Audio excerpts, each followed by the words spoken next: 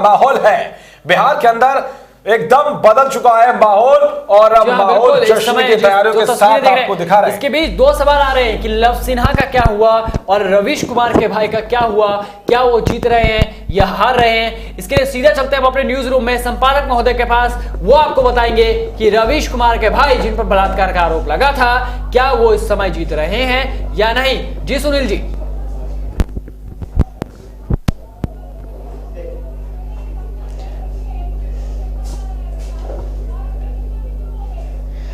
दीपक देखिए, इस बिहार के इस चुनाव में दो लोगों पर बहुत नजर थी और दोनों जो उम्मीदवार थे वो कांग्रेस के उम्मीदवार थे।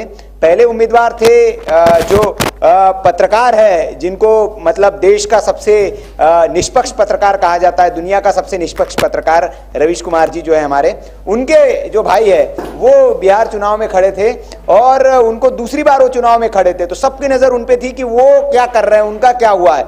तो वो एक अपडेट लेकर आया हूं मैं आपके साथ। और एक दूसरा उम्मीदवार था जेएनयू का जिन्ना प्रेमी उस्मानी, आपको याद होगा हमने उसके बारे में खबर भी दिखाई थी। जो जिन्ना भक्त था उस्मानी और जिसने जिन्ना की तस्वीर का समर्थन किया था, उसको कांग्रेस ने टिकट दे दिया था, उस देशद्रोह के आरोपी को। तो उसका क्या हुआ? क्या ये जो दोनों कांग्रेस ने जो दांव खेले थे, क्या ये जो घोड़े हैं, लंगड़े घोड़े, ये चल पाए बिहार चुनाव में? तो दोनों का अपडेट दे दूं कि कांग्रेस का दोनों जगह दांव फेल होता दिख रहा है। जो शुरुआती नतीजे हैं, इलेक्शन कमीशन के जो आंकड़े हैं, उन आंकड़ों के मुताबिक ये दोनों ही पीछे चल रहे हैं और थोड़े मोड़े अंतर से पीछे नहीं चल रहे हैं। मतलब इनकी एकदम हार जो है वो तय है। रवीश कुमार के भाई जो है ब्रजेश पांडे, इनकी अगर हम बात करें तो ये सुनील मणि त्रिपाठी है बीजेपी के, इनसे लगभग मतलब 10,000 वोटों के अंतर से पीछे चल रहे हैं। तो यहां पर यह तो तय है कि इतना अंतर तो शायद ही पाट पाए। तो ये इनकी तो हार तय है। 40% बीजेपी उम्मीदवार को वोट मिले, इनको 26% वोट मिले, बाकी और भी उम्मीदवार है उस सीट पर। तो ये जो ब्रजेश पांडे, इनकी हार इस बार भी तय है। आपको बता दें कि 2015 में भी इन्होंने चुनाव लड़ा था कांग्रेस की पार्टी से ही टिकट पर, लेकिन वहां पर भी ये सफल नहीं हो पाए थे।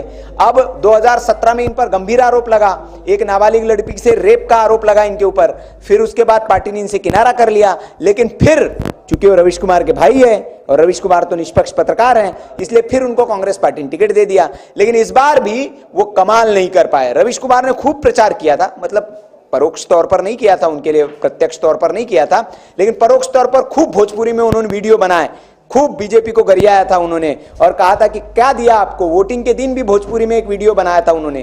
तो बहुत कोशिश की उन्होंने, लेकिन रवीश कुमार जी का जो सारा प्रचार था सब बेकार हो गया। ना तो लोगों ने गठबंधन को वोट दिया, वो बेरोजगार सीरीज भी चलाए थे, बहुत अच्छी सीरीज थी उनकी, बेरोजगारों की बात करते थे वो, लेकिन वो रवीश कुमार का यहाँ सारा बेकार हो गया, धरा का धरा रह गया, कुछ काम नहीं आ पाया।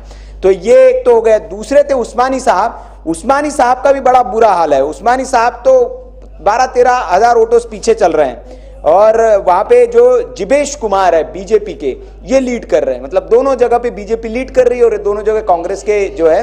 उस्मानी के बारे में हम आपको थोड़ा सा बता दें कि अलीगढ़ मुस्लिम विश्वविद्यालय के ये छात्र संघ से अध्यक्ष रह चुके हैं और इन्होंने जिन्ना की तस्वीर का खूब समर्थन किया था, खूब बवाल काटा था। बोले कि जिन्ना तो हमारे मतलब ईश्वर है, उनकी तस्वीर कैसे हट जाएगी।